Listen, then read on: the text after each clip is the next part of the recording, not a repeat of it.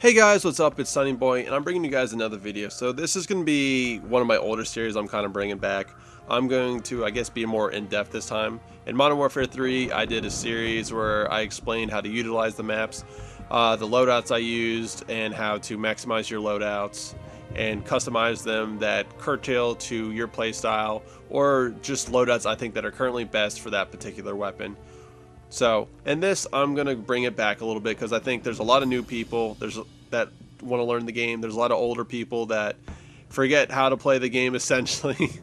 And me, I'm still trying to relearn it again, but I remember a lot of the old classic setups that were really good. So we're going to get right into it. I'm going to break it down gun by gun for what I use, and then I'm going to attach a gameplay at the end of it, showcasing the strengths of the gun, the weaknesses of the gun, how to play with a certain gun, a certain play style with your loadout. So we're just going to get right into it. So we're going to start with, of course, the M16, the one bursting god of all COD 4. And we're going to go down with attachments. Grenade launcher, I would highly not suggest. You lose perk 1. It's just, you're losing a perk. Perks are too precious in this game because it's not like the point systems in the new Call of Duties where you can live without some perks. And the perks are just necessarily, the noob tube, grenade launcher, whatever you call it, isn't worth it. Red dot is an excellent choice. Doesn't obscure your vision too much, and it's pretty solid overall. I think it's the best choice. The silencer is not too bad. You lose some range, so your DPS over range does go down. But I don't know. It can be viable. You can use it, but your iron sights obscure a lot of your vision. You lose the damage over range. But if you can use it, and you can pair it with UAV jammer or just stopping power, you can still one burst people as long as you like play a more curtailed style of playing more passive. Because I think you can't play as aggressive, but maybe you can. I don't know.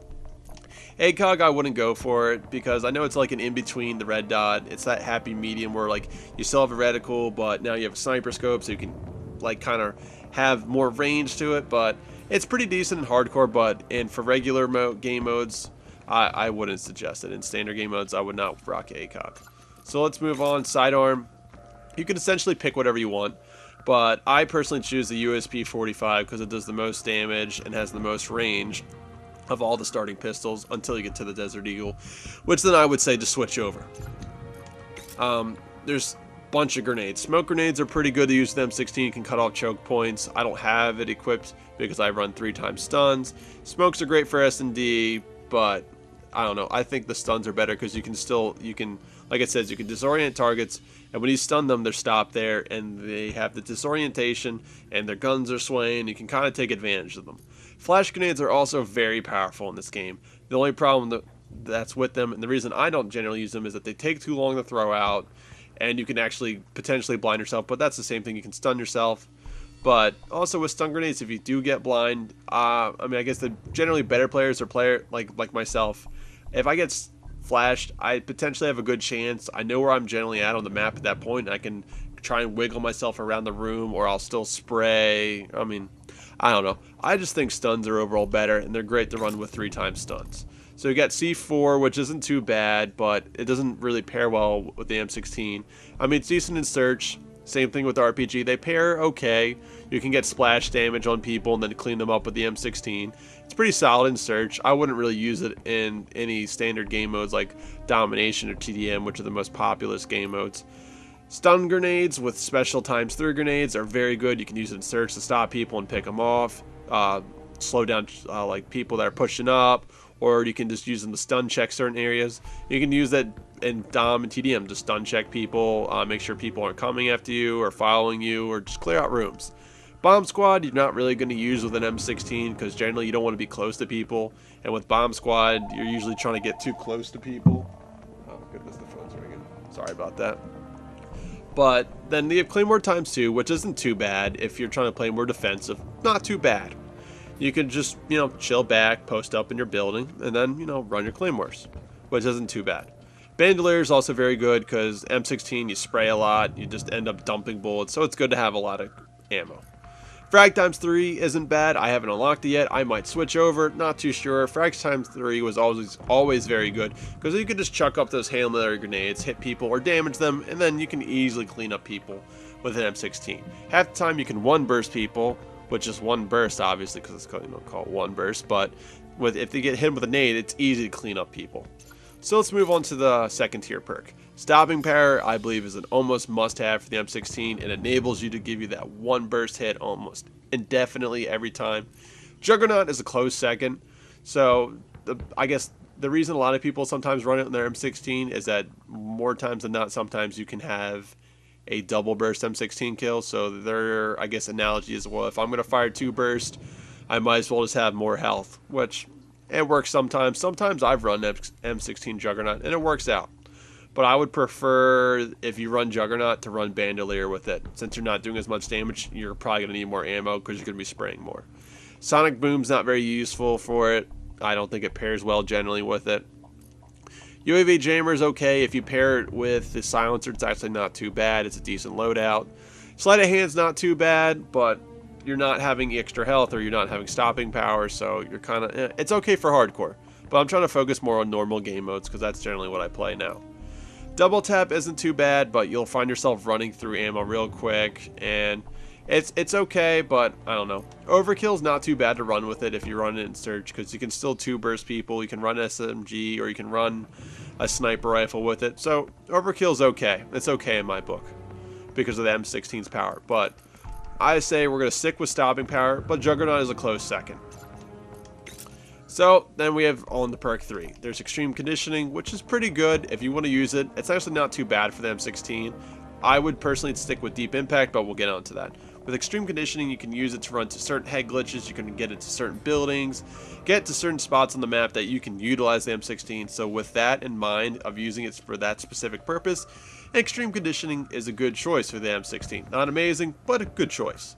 Steady Aim's kind of in the same spot, but lower. It's on like the medium to lower tier because, you know, it has not so great pit fire, so Steady Aim kind of helps, but meh. Deep Impact is amazing for the M16.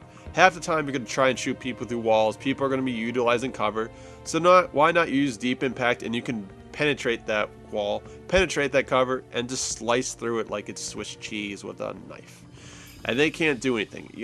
I can't tell you how many times I shoot people through walls and I just melt them absolutely, and you'll probably see it in my gameplay.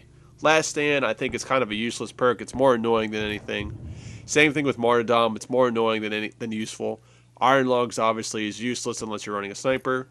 Eavesdrop is cool, but it's only good in Search, but even then people can just go in party chat and then you can't hear them talk because this was created back when 360 didn't have a party chat system. So it was kind of useful then, kind of cool, but never had a real good place. Dead Silence is an amazing perk in itself. People don't hear you when you move around as much. So I would still pick with Deep Impact. I would say Dead Silence and Extreme Conditioning are close seconds, and they're about roughly tied with each other, and then Steady Aim. So finally, we're going to close out. We're going to go back over everything. M16 with a red dot, USP or Rocket, Deagle, whatever you want to choose. I prefer Deagle, but if you don't have it, run USP. Triple Stun's really good. Triple Frag's also really good. Same thing with Bandolier, but I prefer Triple Stun mostly. And then we got Stopping Power, just does a ton of damage. You can run Jug, but I prefer Stopping Power. I prefer killing people over trying to prevent myself from dying. And then Deep Impact is just so great. It's so useful, and you can take advantage of the M16 stopping power of the gun itself, along with the Stopping Power perk. So hopefully you guys enjoy this, and I'll showcase a gameplay after this, and I'll show you guys. Hey guys, what's up? It's SunE, and we're back again to the actual gameplay. So hopefully you guys enjoyed that intro. I'm going to try and do more, try and break down the guns. So hopefully you guys, like I said, enjoy it, and you can learn from it, and learn from my gameplays. So right there, Stopping Power would have been useful, but you can see M16 is pretty decent hip fire. So you can I use the stun right there to notify that someone's there, even though I saw him. So I still know the other guy's there. I take some pot shots, miss, but I threw that other stun, so I still know that other guy's there, and I cleaned him up. Unfortunately, my teammate died, but you know, sometimes it happens. Sometimes you're the beneficiary of your own success, and I stunned him. I mean, teammate had every chance to kill him, but just didn't. So I'm gonna let the scene play out, and then we'll see what happens. Right here, Deep Impact is absolutely useful. You saw I just shot him completely through the concrete, and it was a 2-burst kill. And here's another, I think, where Deep Impact shot him through the wall a little bit, just grazed him. But you know, Deep Impact's very useful for the M16. And you can see I was utilizing the stuns. right here, I just come flying around. And there's more, not money, there's last stand like I told you about. Not very useful for the person. You see he didn't really make out much with it. It's just more annoying than it actually is. It's just more annoying to deal with it and just like, oh, he's in last stand, so I gotta shoot him again. Or you guys can also throw a stun grenade, which will also kill him. And right here, I'm trying to pick up. The M16 is pretty decent at long range, but it's not amazing. Medium to longish range is where you see its sweet spot. But anywhere, like if you're trying to shoot people at the gas station from where I was, it's a little hard. But right here, like right that medium to where it gets longish range is the real sweet spot of the M16. That's where you really see the full effect of the M16 and the true one burst of its power. So I'm not too sure where the guy, I know where the guy is, but you can't see him because it's so dark in this room. And I had no clue, but I get luckily a one burst. And that's just what happens when you have stopping power with an M16. You're just able to one burst people. So I see them on the radar and I start moving up. And with the M16, you want to get to head glitch cover because that's your best friend. Right here, he's oblivious to me. But as long as you move from cover to cover and utilize head glitches, utilize the environment to your advantage, you can take full advantage of the M16. It is an amazing gun with an amazing stopping power. Like you see, like it's pretty decent hip fire up close, not amazing, but pretty good. So that's why I said I wasn't too worried about running steady aim because it's got an okay hip fire up close. And usually, like I said, you want to keep your engagements at a distance so you don't have to do that. You want to keep it at a distance range. And then, like I said here, like at the range, it's but if you're landing your shots successfully, you're able to do damage. And right here, I think they're cooped up in gas stations. So I'm trying to get closer. I'm trying to bring the gunfight and engagement from a long, huge range because a couple of them are snipers, which can potentially have the chance to outgun me. This guy catches me on the flank. He just happened to see me in the ravine. I'm quite salty and mad. You can see that's why I slashed the air. So right now, this is a great spot for the M16 on this map Overgrown. If you sit top grandmas with an M16 and you're a good shot, like myself, tooting my own horn, but I'm a pretty solid player, I believe. Better than average, obviously. So if you get on top of a power position like top grandmas and you're able to sit there and set up, you're able to essentially control a lot of the flow of the map. You can see right into the two burning buildings right there, two burning buildings. I don't know why I didn't see that guy. I think I saw him, but he just kind of didn't fly on my radar. I think I actually pick him up right here. Yeah, wall bang him through grandmas. Then you're able to see library over there. You're able to see gas station. Ooh, ooh, ooh, get him, Sonny. Ooh, kill him. But like from this power position, I can see into the back of gas. I can see into the side of gas. I can see onto mid street. Oh, you can see into the, oh, what's the 50 cal building called? I forgot what people used to call it. You can see barn. So on maps like these, I would suggest utilizing library, which is the building I'm currently looking at. Utilize top grandmas. These are the two middle buildings that control essentially the flow of the map. I would say top grandmas is more useful because you can see more of the map. The only problem is you're more exposed. So top grandmas with an M16 is a very great combo. And I'm not saying be that dick where you constantly came up there. But at the end, I caught up and just wanted to control the flow of the map and get some kills, which I was able to do. So as long as you use the M16 to its right utility of long, medium to long engagements, you should see success. As long as you're, of course, landing your shots. So hopefully you guys enjoyed the video, and I'll see you guys later. Have a nice day. We're doing this thing for the boy SunE. Actually, I should say SunE boy, the righteous panda. Let's go! I'm bringing the pain. I cock it back in the bang. I hit him like a freak.